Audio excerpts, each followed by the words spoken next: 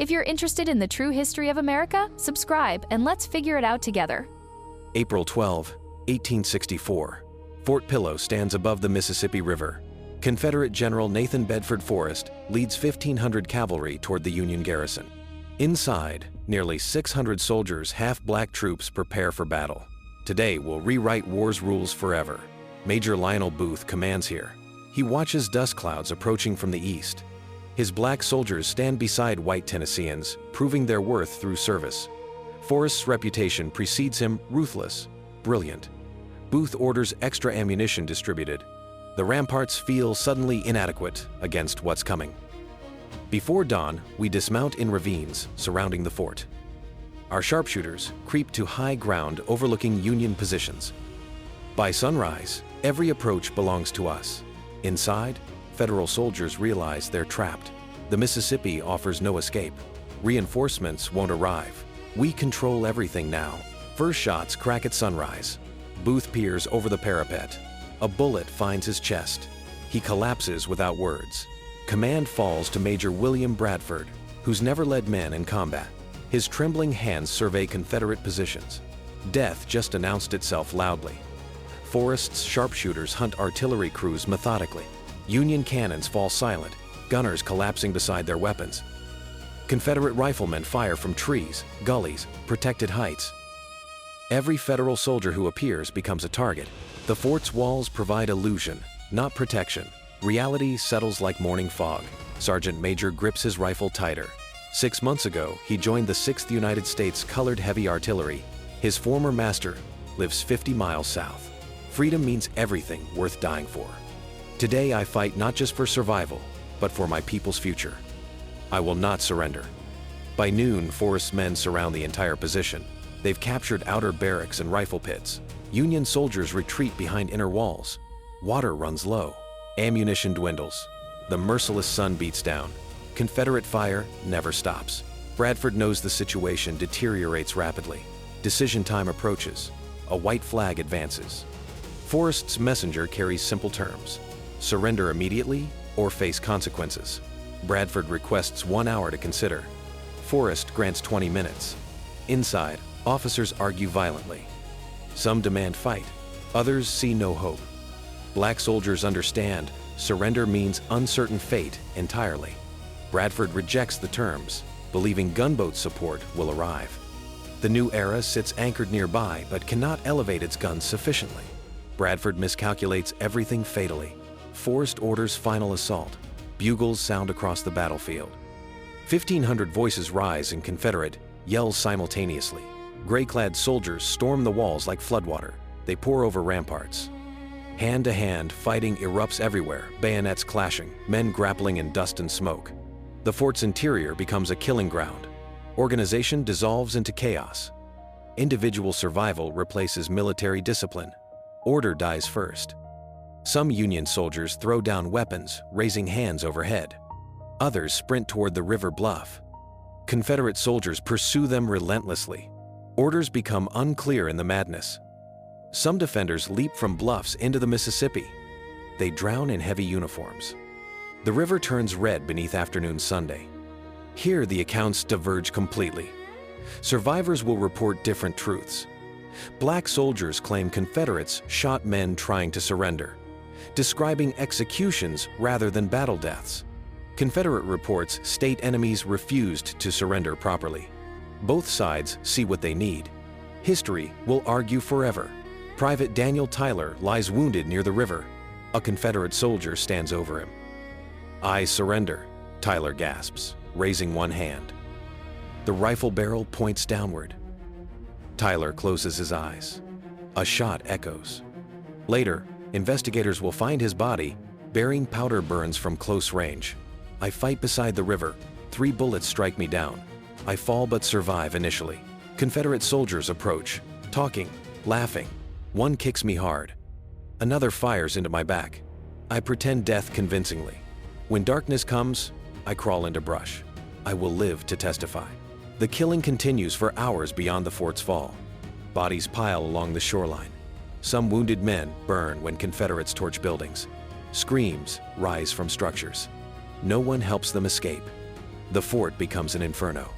Smoke drifts across the Mississippi. Witnesses watch, horrified. By evening, silence falls heavily. Nearly 300 Union soldiers lie dead. 2/3 are black troops. Confederate casualties number fewer than 20. The mathematics tell their own story. Surrender should have meant safety. Instead, it meant slaughter. Forrest's men camp among corpses tonight. Forrest writes his official report carefully. He describes a legitimate military victory. Enemy soldiers resisted after the fort fell, he claims. His men acted within war's rules. The report makes no mention of executions. It emphasizes enemy stubbornness, not Confederate brutality. Words rarely capture battlefield truth. You hide in bushes along the river. You hear Confederate soldiers searching for wounded. Some injured men beg for water. They receive bullets instead. A few escape by floating downstream on logs. They reach Union lines days later. Their testimonies will shock the nation completely. Bradford survives the initial assault. He attempts escape by river. Confederate soldiers spot him in the water, shooting him multiple times. His body washes ashore downstream. When found, he bears 11 wounds. Execution or combat death. Support the channel by subscribing. It helps us create new stories about the real America for you. The evidence suggests murder clearly. History records both versions. The gunboat New Era finally approaches. Its crew sees smoke, hears sporadic gunfire. They arrive too late for rescue. Wounded men crowd the shoreline desperately. The crew rescues survivors, documenting injuries and recording testimonies. Officers photograph the carnage. These images will fuel Northern outrage immediately. News reaches Washington within days. Congress demands investigation. President Lincoln faces enormous pressure from black soldiers across the Union Army questioning their treatment as prisoners. Will surrender mean death? Should they fight to the last man? The Fort Pillow question haunts every battle hereafter. A joint congressional committee begins hearings in April. They interview survivors, examine bodies, review evidence meticulously. Testimony reveals patterns of execution-style killings, wounded men shot at close range, prisoners murdered after surrendering. The committee's report fills hundreds of pages. The findings prove damning completely. Private Eli Carlton testifies before Congress. He describes seeing officers shot while holding white flags. He witnessed sick men burned alive in hospital tents. His voice breaks during testimony. Congressmen sit silent, absorbing horror. Carlton's words carry weight of truth. Northern newspapers print every detail furiously. The South rejects the accusations entirely. Confederate newspapers call survivors liars. They claim Northern propaganda manufactured the massacre story. Jefferson Davis defends Forrest's actions publicly. The general followed, accepted military protocols. Black soldiers weren't legitimate combatants anyway. The gulf between narratives grows impossibly wide. Lincoln faces an impossible choice now. Retaliation means executing Confederate prisoners, escalating the war's brutality. Doing nothing means abandoning black soldiers completely. He delays decision for months. Meanwhile, black troops adopt new battle cry. Remember, Fort Pillow echoes across battlefields. Vengeance becomes their motivation. At Bryce's Crossroads, black soldiers face Forrest again. They remember Fort Pillow vividly. They show no mercy whatsoever. Confederate prisoners receive treatment their comrades gave Union soldiers. The cycle of violence perpetuates itself endlessly. War's savagery deepens. Both sides claim righteousness. Humanity drowns.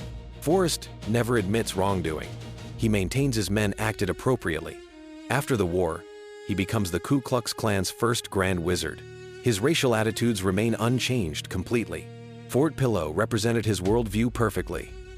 Black soldiers didn't deserve quarter. They weren't real soldiers. His legacy remains forever tainted. Modern historians examine the evidence carefully. Confederate orders likely encouraged excessive violence. Whether Forrest directly ordered massacre remains unclear. His presence enabled atrocity. His aftermath report concealed truth. His reputation attracted men comfortable with brutality. Commanders bear responsibility for their soldiers' actions, always. The fort stood empty after the battle. Union forces never reoccupied it. The position held no strategic value worth the cost. Bodies lay unburied for weeks. Local civilians eventually interred the dead in mass graves. The earth concealed evidence. Memory preserved what ground hid forever. Black newspapers across the North published survivors' accounts. Frederick Douglass wrote scathing editorials demanding Lincoln take action. Black communities held memorials. Churches rang bells. The massacre became rallying cry for equality. If black soldiers could die for Union, they deserved full citizenship rights afterward. The investigation documented specific atrocities methodically. Wounded men nailed to buildings, then burned. Children murdered alongside their fathers. Prisoners shot while kneeling in surrender. Tents set afire with injured inside. The evidence overwhelmed any legitimate military explanation. This was massacre, not battle. The distinction mattered. Confederate General James Chalmers commanded one assault column. His testimony contradicts Forrest's account significantly. He describes chaos, not control. He mentions soldiers acting independently. He suggests some troops went too far. His words hint at truth his commander denies. Internal Confederate documents reveal unease completely.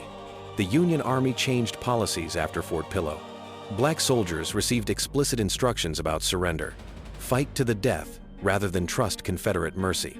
This policy increased casualties on both sides dramatically. Battles became more desperate. Wounded men fought on. The massacre's legacy poisoned military conduct. I survived by hiding under corpses. Confederate soldiers walked past me repeatedly. I felt their boots inches away. Blood soaked my uniform completely. I controlled my breathing carefully. After dark, I crawled to the river. I floated downstream on debris. I reached safety 3 days later. The congressional report concluded massacre occurred. They found Confederates murdered prisoners systematically. The evidence proved overwhelming. Congress recommended retaliation. Lincoln refused, fearing escalation. Instead, he suspended prisoner exchanges. Confederate soldiers would remain in Union camps indefinitely. This punishment hurt the South economically. It avoided bloodshed. Fort Pillow influenced the election of 1864. Democrats accused Lincoln of prolonging war unnecessarily. Republicans pointed to Confederate atrocities, asking voters, should the Union negotiate with men who murder prisoners? The massacre helped Lincoln win re-election. Northern voters demanded justice. Compromise seemed impossible. The 13th Amendment passed partially because Fort Pillow proved slavery's inherent violence. If enslavers would murder former slaves fighting for freedom, the institution required complete destruction. Moderate Republicans hardened their positions. The massacre demonstrated why gradual emancipation failed. Only constitutional abolition would suffice adequately. Black veterans remembered Fort Pillow forever. They told children and grandchildren. The story passed through generations, explaining why trust came hard. It justified vigilance.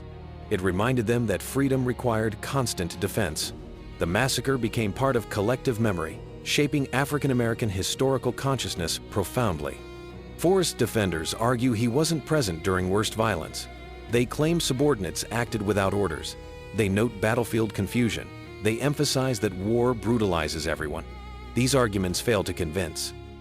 Commanders control their troops, or they're not commanders. Forrest never punished anyone afterward. Silence condemned him. The fort's ruins stood for decades. Erosion slowly erased earthworks. The Mississippi River changed course. Land that witnessed massacre became farmland. Plows turned up bullets, buttons, bones. Local farmers found reminders constantly. The earth held memory longer than humans. Physical evidence outlasted living witnesses completely. In 1871, Congress investigated the Ku Klux Klan. Forrest testified, denying Klan leadership despite evidence. He claimed no knowledge of violence. Congressmen recognized him as Fort Pillow's commander. They saw patterns in his denials. Violence followed him. Accountability eluded him. Justice remained incomplete again. Monuments rose after the war. The North honored black soldiers. The South celebrated Confederate generals. Forrest received numerous statues. His military brilliance overshadowed his brutality. Lost cause mythology sanitized his record. Massacre became controversial incident. Language obscured truth. Historical memory divided along racial lines predictably. Modern archaeology uncovered mass graves in 2004. Scientists examined bullet wounds. Many showed execution characteristics victims shot from above at close range. Forensic evidence confirmed survivor testimony. Science validated what some dismissed as propaganda. The dead testified from their graves. Truth emerged from Earth itself. The fort became a national historic site. Park rangers tell visitors the complete story. They don't sanitize the massacre. They present evidence, testimony, competing narratives.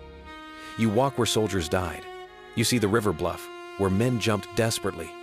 The landscape tells truth buildings cannot. Fort Pillow forced America to confront racism's violence. It proved that slavery's defenders would murder to preserve white supremacy. It demonstrated that freedom required blood sacrifice. It showed that justice often fails. These lessons remained relevant long after the war ended. The massacre's meaning transcended context. Black soldiers at Fort Pillow fought for their families' freedom. They knew the risks. They understood that Confederate capture meant possible death. They enlisted anyway. Their courage deserves remembrance. Their sacrifice purchased progress. Their blood watered seeds of equality. Later generations inherited rights they died defending. The legal questions never resolved fully. Was Fort Pillow a war crime? Were commanders prosecuted? Did justice occur? The answers remain no. Military law during the Civil War proved inadequate. International conventions didn't exist yet. Victor's justice applied selectively. Most perpetrators faced no consequences whatsoever. Confederate soldiers who participated returned to civilian life. They became farmers, merchants, fathers. Some felt guilt. Others bragged. A few wrote memoirs omitting Fort Pillow entirely. Memory proved selective. Men remembered what allowed them to sleep. Truth accommodated conscience. Victims couldn't correct the record completely. The Mississippi River flows past Fort Pillow still.